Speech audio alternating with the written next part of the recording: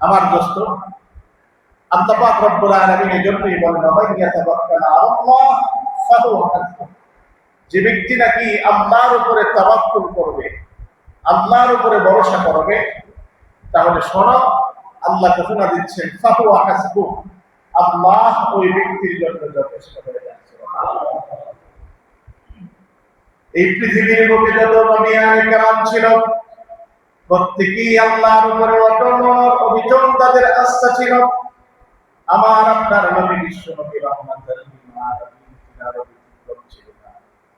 লক্ষ্য করে দেখুন, আল্লাহর নবী বিশ্ব নবী রাহমাতুল লিল আলামিন তিনি এক যুদ্ধের ময়দানে যখন নাকি যুদ্ধ করা শিখেছিলেন, ওই মুহূর্তের মধ্যে আল্লাহর নবী তিনি এক গাছের ছায়ায় তিনি যখন শায়িত হলেন, গাছের ছায়ায় তরবারিটাকে বাসিয়ে রেখে যখন শায়িত হলেন, আল্লাহর নবী বিশ্বনবী রাহমাতুল লিল আলামিন তিনার ওই শায়িত অবস্থায় দেখে বেঈমান সুযোগ ছিল।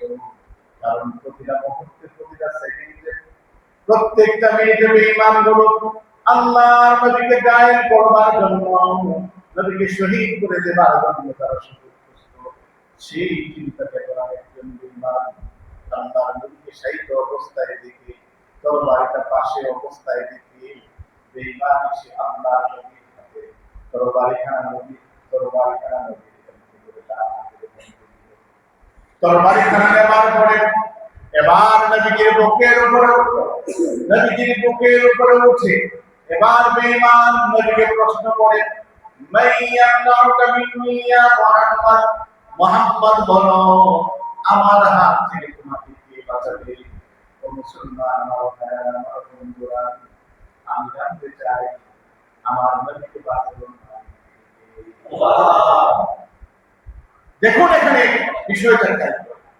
আচ্ছা বলুন, এই বেঈমান নবীর গায়ের উপরে উঠেছে, বুকের উপরে উঠেছে, নবীর গায়ে কি শক্তি কম ছিল না বেশি ছিল? কথা বলেন, কতটুকু বেশি ছিল?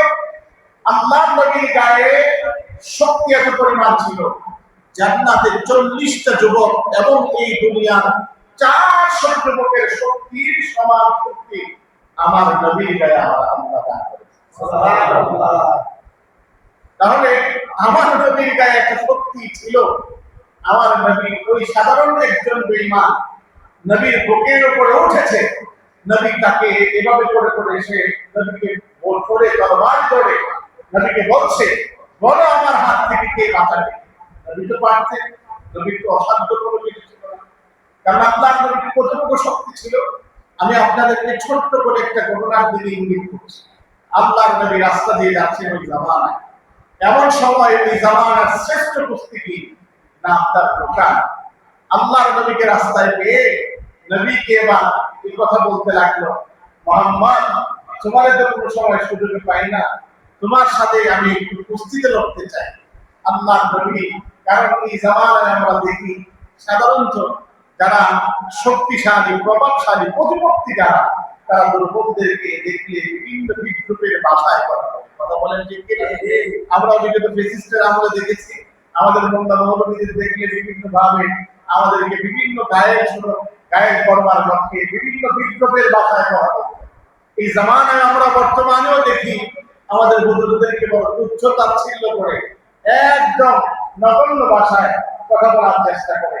কিন্তু মনে রাখতে হবে, যে দুর্বল হয় সে নিজে দুর্বল হতে পারে, কিন্তু তার একজন যিনি রব আছেন তিনি দুর্বল নন। আল্লাহ নবীর যিনি রব আছেন তিনি দুর্বল নন। আল্লাহ নবীকে যখন কথা বলতো সে ওই মুহূর্তের মধ্যে নবী উত্তর করে বলতে লাগলেন, না দেখো, আমি তো এই দুনিয়ার জমিনে কোনো কুস্তি লড়তে আসি নাই, আমি এই দুনিয়ার জমিনে এসেছি কেবলমাত্র কালিমার দাওয়াত দেওয়ার জন্য। ওই মুহূর্তে সে চিৎকার করে বলতে লাগলো, না মুহাম্মদ, হবে না, আজকে যেহেতু তোমাকে সুযোগ পেয়েছি, আজকে কুস্তিতে আমার সঙ্গে তোমাকে লড়তেই হবে। আল্লাহ নবী ওই মুহূর্তের মধ্যে আবার উত্তর করে বললেন, ও কানা, শোনো, দুনিয়ার জমিনে আমি কুস্তিতে লড়তে আসি নাই, আমি এসেছি মানুষদেরকে কালিমার দাওয়াত দিয়ে মানুষদেরকে জাহান্নামের পথ থেকে ফিরিয়ে জান্নাতের পথ দেখাবার জন্য। সুবহানাল্লাহ। আল্লাহ নবী কথা বলার পরেও সে যখন থামলো না, নবীজি এবার কি বলতে লাগলেন, আসলো তাহলে কি করা যায়? নবীজি এবার বলতে লাগলো, নবীজি প্রশ্ন করলেন, লোকেরা বলো উপস্থিত যেহেতু লড়বা, তার আগে তো শক্তি বক্তা পরীক্ষা করা একটু দরকার আছে। কারণ তুমি আমার সাথে উপস্থিত লড়বা, তুমি আমার সমকক্ষ কিনা এটাও তো বোঝার দরকার আছে। তাহলে একটা কাজ করো, আমি একটা জিজ্ঞাসা করি, তাহলে উপস্থিত লড়বা, তাহলে শক্তি পরীক্ষার দরকার ক্ষেত্রে আমি বলতে চাই, তোমার সাথে আমি এখন শক্তি পরীক্ষা করবো, এই ক্ষেত্রে হিটটাকে আগে করবে। আমাদের যদি কেউ অপশন দিত যে আমি তুমি লড়বো, হিটকে করবে আগে, আঘাতটাকে করবে, তখন আমি বলতাম আমি। কারণ হলো জায়গা মতো একটা খুশি দিয়া দিতাম, ধরো ও তুমি করে ভূমিকা স্বাভাবিক করে কথা বলে দেয়। কিন্তু আল্লাহর নবী অপশন দেওয়ার পরে ও বলতে লাগলো, হ্যাঁ মোহাম্মদ আমি করবো। নবী এবার বলতে লাগলেন, না তুমি যেহেতু করবা, তাহলে একটা কাজ করো, এই যে আমার হাত, আমি এই হাতখানা এভাবে দিলাম, তুলে ধরো না, তুমি পারলে একটু টেনে ধরে নিচের দিকে নামাও, আর না হয় পারলে ধাক্কায় একটু উপরের দিকে উঠাও। এই কাজটা কি অনেক কঠিন? কথা বলেন না কেন? এই কাজটা কি অনেক কঠিন? কঠিন না, অসম্ভবের কোনো কিছু না, একদম সহজ কাজ, সিম্পল কাজ। একজন মানুষের পুরো বডি, আরেকটা মানুষের কেবল হাত, তাহলে কাজটা তো কঠিন হওয়ার কোনো কিছু না, অসাধ্য হওয়ার কোনো কিছু না। ওই মুহূর্তের মধ্যে রোকানা তো এটা তো কোনো ব্যাপারই না, আমি এত বড় কুস্তিগীর। এবার সে আল্লাহর নবীর হাতখানা ধরে টানতে লাগলো, নামাতে পারে না, ধাক্কাইতে লাগলো, উপরে উঠাতে পারে না। একটু পরে ডাক দিয়ে সে এবার বলে, তারও কিন্তু তার রবের উপরে আস্থা আছে, অর্থাৎ তার দেবতার উপরে আস্থা আছে। সে এবার বলতে লাগলো, মোহাম্মদ পারছি না, মনে হয় আমার দেবতা আমার উপরে অসন্তুষ্ট। মুখ দিয়ে নাউজুবিল্লাহ জোরে বলবেন না? ওর রবের উপরে ওরও আস্থা ছিল। সে কি বলে যে আমার উপরে মনে হয় আমার রব অর্থাৎ আমার দেবতা অসন্তুষ্ট, যার কারণে তোমার সঙ্গে পাচ্ছি না। আল্লাহ বলতে লাগলেন, বুঝছি তোমার রবের উপরে তোমার এত অভিযোগ আস্থা, তুমি একটা কাজ করো, তোমার রবের কাছে যাও, যে তোমার রবের কাছে তোমার যত ধরনের আস্থা অর্জনে যা দোয়া করা তুমি করে আসো। ওরা তো ওই রবের সামনেই দাঁড়ায়, যে রব নিজের বাইরে নিজেই দাঁড়াতে পারে। কথা বলেন না? যেই দেবতারে মনে করেন দাঁড় করানোর জন্য পিছন দিয়ে পাশা দিয়ে বাদ দিতে হয়, ওই দেবতার সামনে দিয়ে দাঁড়ায়, যে নিজের পায়ের উপরে দাঁড়াতে পারে না। আরে ওই মুহূর্তের মধ্যে ওই দেবতার সামনে দিয়ে এবার যা বলে মনে করেন আপনার তাকে বলা সব কিছু বলে এবার আল্লাহ নবীর সামনে উপস্থিত। আল্লাহ নবীকে এবার শুনতে রাখবেন পূর্ণ কনফিডেন্সে, মোহাম্মদ এবার তুমি পারবে না, আমার রব আমার দেবতা আমার উপরে পূর্ণ সন্তুষ্ট। আল্লাহ নবী বলতে লাগলেন, না বুঝেছি, এবার আসো, আগে তো দিয়েছিলাম পুরো হাত, এবার পুরো হাত না, এবার নাও শাহাদাত আঙ্গুলটা বাড়িয়ে দিলাম, পারলে টেনে একটু নিচে নামাও, পারলে ধাক্কা একটু উপরে উঠাও, জোরে করে আল্লাহু আকবার।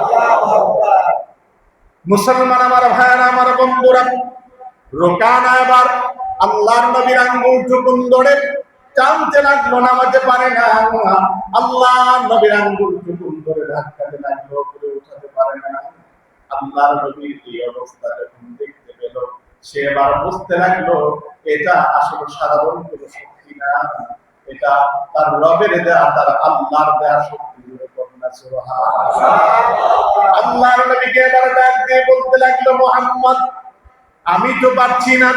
আল্লাহর নবী এবার ডেকে ডেকে বলতে লাগলেন, লোকানা তোমাকে সুযোগ দিলাম, দুইবার তুমি পারলে না, তোমার পালা এবার শেষ, এবার আমার পালা তোমাকে হিট করার। আল্লাহর নবীর কাছে রোকানা এসে বলতে লাগলো, মুহাম্মদ বুঝতে পেরেছি, এবার তুমি হিট করবা, তবে আঘাত তো করবা, আঘাতটা জোরে করিও না, দয়া করে আস্তে করিও, জোরে দিও না, জোরে দিলে আমি ঠিক করা, আমার একটু আঘাত আস্তে করে। আল্লাহ নবী এবার তারে ধরলেন, শুধুমাত্র উপরে তুললেন, একটু ঘুমা দিলেন, পড়ে গেল। পড়ে যাওয়ার পরে আল্লাহ নবীর কাছে এবার বলতে লাগলেন, মুহাম্মদ বুঝেছি আমার দেবতার কোনো ক্ষমতা নাই, যা ক্ষমতা আছে সব ক্ষমতা তোমার আল্লাহ। কাজে দেরি করতে চাই না, কালিমা পড়া আদাও মুসলমান, কালিমা পড়া আদাও মুসলমান। আমার দোস্ত আল্লাহর নবী ওই অবস্থা